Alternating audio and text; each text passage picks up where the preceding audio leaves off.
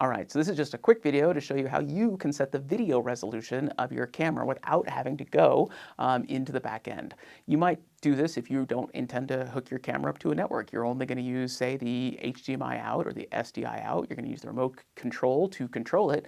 Well, then you don't really need it on your network, but you still probably need to set your video resolution because most cameras, Honey Optics included, can actually output all sorts of different resolutions, and what you need may differ depending on what you're doing.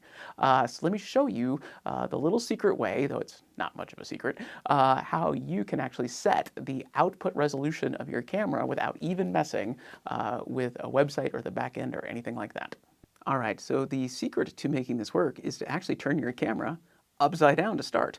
And what you're going to find on the bottom is a sticker that looks like this, that first and foremost tells you all the different options you have for how you could set up this camera. So as you can see, because we have both HDMI and SDI outs, and those have slightly different capabilities, we were given two different selections, columns, based on which one we're doing. So first, we'll just go ahead, for example, look at HDMI here. And what you're going to see is a bunch of different options depending on where it is you are in the world. Well, every camera actually has these options, but they may change versus where you are in the world. But they take a little bit of decoding, so I'm going to help you with that.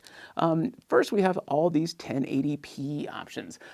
This is probably where you're going to start. Most everything will accept a 1080p input, but what may vary a little bit is the number that follows. So 1080p, that's the resolution, that's standard HD, so that's 1080, and P is for progressive, which everything today is. And then there's number following called, that's either 60 or 50. So these are the hertz. This is the cycle speed that the images are going to come. Basically, how many times a second is it sending a fresh image. If you are in the United States, the standard is 60 or 30. If you are in other parts of the world, the standard is usually 25 or 50. Some software, some televisions can receive either. Some are a little bit picky. So if you're having problems, that would be the first place to look. You see all the way down the line, we of course have all sorts of different options depending on what it is we need, including other 1080p options. Some are not a strict, 30. They want a 29.97. That's a little uncommon. You're probably going to be okay with that. And you have already down here a 720p, which is pretty low quality, but some even older systems might need that. And then finally, we have all our 4K settings. This is, of course, is a 4K camera, and we like it for that. But again, I have my different 4Ks, all of them progressive and at different hertz rates, including the Big Daddy 4K P60.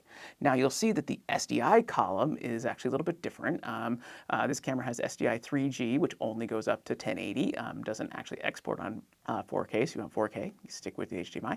But again, so you want to first locate which one is the right one for you, and then take a look here. This is what we want, is this number here, 0 through 9, and then A through F. Each of those is unique. So you want to figure out which one of those you need for your resolution, and then you're going to come around to the back of the camera, and you're going to see this little blue dial. And you can see the letters and numbers on there correspond to what we just saw, 0 through 9, A through F. System select. This is how you select the resolution, and whatever you select on this dial is what is going to be output through either your HDMI or your SDI output. So you're going to need a little tiny like flathead screwdriver in order to get in there with it. But the nice thing is you can set it right there. You don't have to do anything else, and then it's ready to go at that resolution whenever you need it. So that is how you set the resolution directly on your camera without having to mess with the network or anything like that. All right, well, I hope you found this video helpful, and until I see you again, have a great day.